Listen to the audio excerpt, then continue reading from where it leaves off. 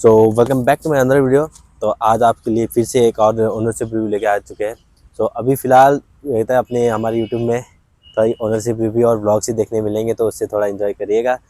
सो अभी आप आज लेके आ चुके हैं यामाहा R15 V3S ना, V3S है।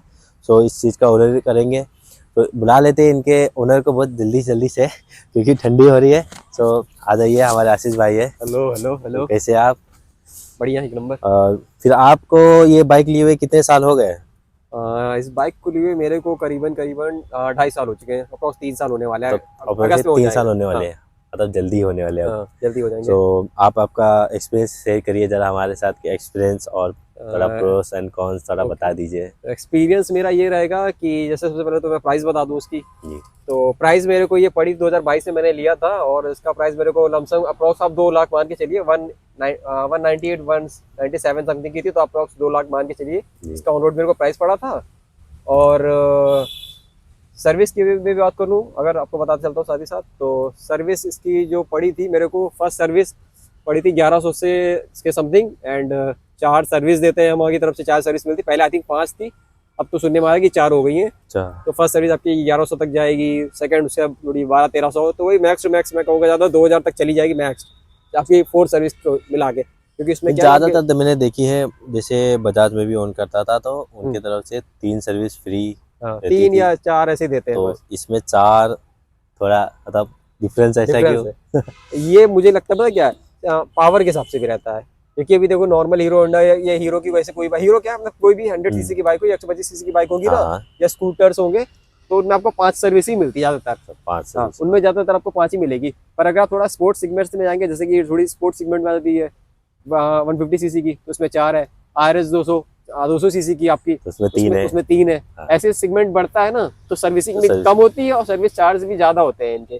ऐसा होता है ये कि तो है, समझ लो इस फ्री सर्विस के नाम पे पेड ही हो जाता है वो। पेड ही होता है। हाँ बस लेबर चार्ज थोड़ा फ्री रहता है, हाँ, बाकी तो बस सब आइटम जितना लगते सब। बाकी सब फिर वही। और बाकी इसका आप कहते कितना किलोमीटर चला लिए हैं? किलोमीटर इसको मैंने अप्रॉक्स चला लिए 16,000 समथिंग, 15,000 तो थी, अब 16,000 की किलोमीटर चल चुकी टोटल। जी, 16,000। 16,000 हो चुकी है। अच्छी तो आप खासी बता चलाई। दीजिए कि आप ट्रिप भी कर चुके हैं बहुत हाँ, लंबा लंबा। 2 ट्रिप और मैंने मतलब लंबी की इसमें, वो भी दोनों उत्तराखंड की गई थी। एक बार मतलब मैं समझ लीजिए उत्तराखंड में काठगोदाम तक जाके मैं वापस आ गया था, सीन कुछ प्रॉब्लम्स हो गई इस वजह से।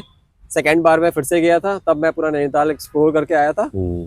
तो मैंने वही आराम से, यहाँ लखनऊ से आपका नैनीताल 400 किलोमीटर पड़ ही जाता है। 400 पड़ ही जाता है। 400 किलोमीटर मैंने चला के गया था इसको। तो इसमें सबसे मैं जैसे प्रोज कॉन्स की बात बोली ना, जैसे भाई ने जी साथ जी में, हाँ। तो प्रोज कॉन्स में मैं ये बताऊंगा।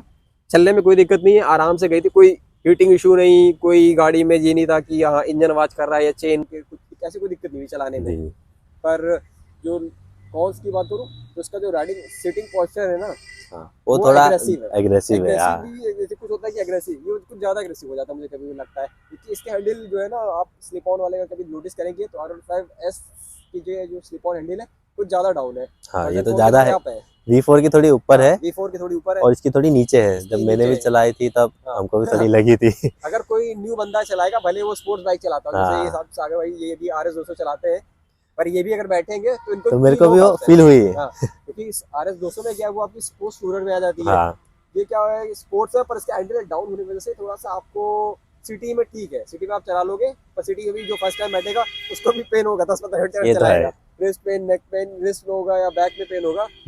पर अगर आप यूज टू हो जाओगे तो फिर आप चलाने लग जाओगे, फिर ऐसे कोई इशू नहीं होगा। तो मैं भी गया था, चला के पहुंच तो गया था, बट रियलिटी यही है कि लॉन्ग राइड के लिए R15 नहीं बनी है। सिटी में चला लो, टशन मारना, लुक्स एक। सिटी के लिए हाँ, सिटी में प्रेफर कर सकते हैं। एक नंबर, क्योंकि लुक्स में आप देख सकते हैं 10 on 10 है। हाँ, लुक्स आपने में अच्छी तो सी भाई मॉडिफिकेशन कर दी तो और R15 को कोई हाँ, बीट नहीं कर पा रहा सही है। कहा। कि कई बार ऐसा होता है ना कि मैं भी इसको कई बार राइड पे लेके निकला हूँ या मॉर्निंग राइड पे, तो कई बार मेरे साथ ऐसा हुआ, मैं रियलिटी बताऊँ, पुलिस वाले तो मेरे मिले थे, तो इनको लगा कि कोई ये हैवी बाइक है, क्योंकि फेयरिंग वेयरिंग है, इनको लगा कि हाँ, होगी 1000 सीसी की। और मैं थोड़ा राइडिंग में था, तो उन्हें पूछा कि आप लोग रेस करते हैं ये वो, हमने कहा रेडिंग राइस वीस कुछ नहीं करते, बस नॉर्मल आए थे चाय पीने के लिए।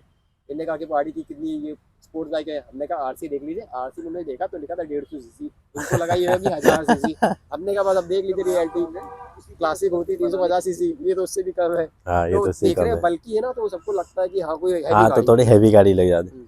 और फिर अगर आप आपने जो है कि ये V3 हाँ मतलब एस मतलब प्रेफर की, इसके अलावा बाकी और भी गाड़ियाँ थी, जैसे MT है इसके हाँ इसी के उसमें, और बहुत सी शायद 150 सीसी में 150 हीरो की भी है, इसको बजाज लेने में का- भी आपकी। हाँ, इसको लेने का रीज़न ये था मेरे पास, जैसे कि इससे पहले मैं यामाहा की एफजेड चलाता था, एफजेड वर्जन 2।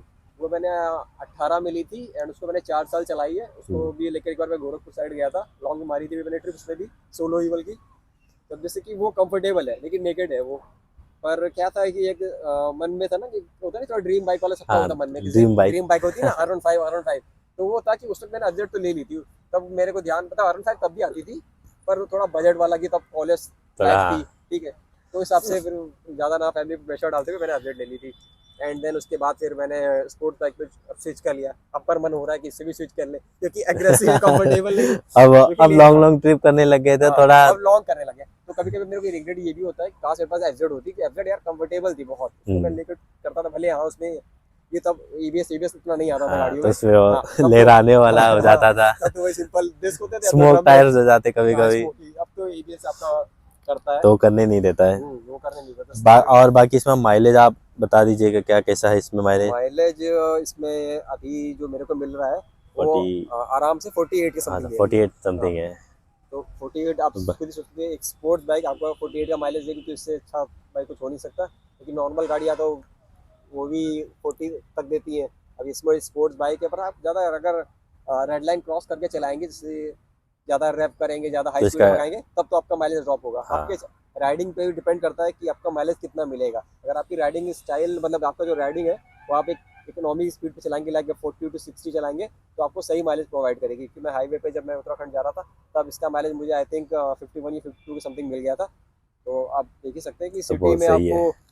आराम से 45 प्लस दे देगी अगर आप सही से गाड़ी चलाएंगे, और हाईवे पे आप जाएंगे तो 50 तक दे देगी। हाँ, ये बहुत सही माइलेज है। की कोई दिक्कत नहीं तो इसमें। माइलेज की कोई दिक्कत नहीं है। तो आप मेरे को इसका थोड़ा राइडिंग पोस्चर कैसा है, क्या है, आप बता दीजिए जरा इसका, राइडिंग क्योंकि पोस्चर की अगर मैं बात करूँ तो राइडिंग पोस्चर से बना तो एग्रेसिव है, ठीक है, हाँ, ये तो हाँ, मैंने क्लियर कर दिया आपको। सीट कंफर्ट, सॉरी मेरा था। सीट कंफर्ट की बात करूँ तो जैसे कि पहले R15 वर्जन 3 आती थी, हाँ, उसमें स्प्लिट सीट होती थी। अब R15S में क्या किया था, लोगों ने सिंगल सीट कर दी थी। तो हाँ, सिंगल सीट होने की वजह से पहले मुझे भी लगता था कुछ खास चेंजेस नहीं होगा, पर जब मैं उत्तराखंड की ट्रिप की तो मुझे ये लगा कि ये वर्थ इट है यार। मेरे को बहुत कंफर्टेबल लगा। पीछे मेरा लगेज मैंने माउंट कर रखा था, बैग अपना, हाँ, एंड उस पे पर तभी मैं क्या था, मेरे पास इतनी पूरी सीट थी कि मैं आगे पीछे आराम से एडजस्ट हो पा रहा था। तो सीट कंफर्ट में कहूँगा है, सीट कंफर्टेबल है।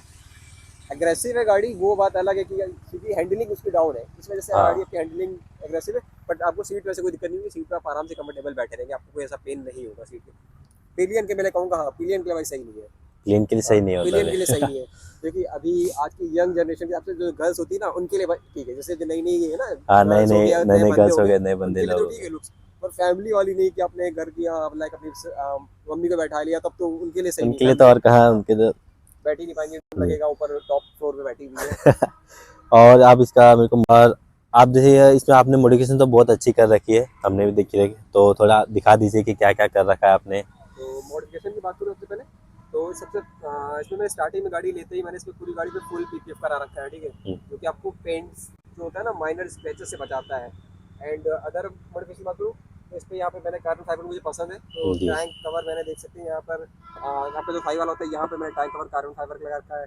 टैंक का फ्यूल कैप होता है वो भी कार्बन फाइबर फिनिश का है। हाँ, यहाँ पे मैंने सिमटेक का मोबाइल माउंट लगाया है। जी, प्राइस भी अगर होगी जरूरत तो मैं शेयर कर दूंगा, बता डिस्क्रिप्शन देंगे में डाल देंगे। प्राइस। मतलब इस तरह से मुझे लगता है, आई थिंक ये 1800-1900 का मेरे को पड़ा था, इनका हाँ, लगाने के साथ 2000 पड़ गया, सिमटेक का है विद जी, चार्जिंग जी, वाला। हाँ, एंड फिर मैंने क्या किया, फ्रंट में थोड़ा सा डिफरेंट लुक देने के लिए, कि R15 आपने बहुत देखी होगी, बट ऐसी R15 देखने के लिए होता है ना कि थोड़ा यूनिक टच देना, हाँ, तो उसके लिए मैंने इसके जो वाइजर था उसको हल्का स्मोकी कर दिया। कुछ लोग बबल वाइजर करते हैं, पर मैं प्रेफर नहीं करूँगा कि आप बबल वाइजर लगाए। उसमें क्या पूरा डार्क हो जाता है आपको, अगर आप कभी एग्रेसिव गाड़ी चला रहे हाई स्पीड पे तो आप इन साइड से सामने देख नहीं पाएंगे, विजिबिलिटी आपकी जीरो होती है। इसमें आपको मुझे विजिबिलिटी भी मिलती है और ये थोड़ा डार्क भी हो गया।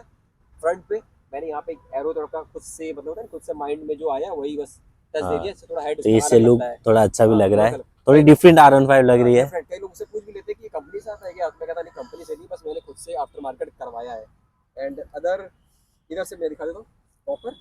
तो ये मैंने इसमें दो कार्बन फाइबर साइड विंग्स लगाए हैं। जी, ये रबड़ फिनिश में, इससे क्या कभी बाई चांस अगर गाड़ी गिरती भी है तो आपकी गाड़ी को थोड़ा सेफ्टी के पर्पस के लिए डैश गार्ड लगवाया मैंने आफ्टर मार्केट। ये मैंने कंपनी से ही लगवाया यहाँ से। इसका प्राइस मेरे को 2500 समथिंग पड़ा था, थोड़ा सा मतलब ये सिर्फ लुक के लिए।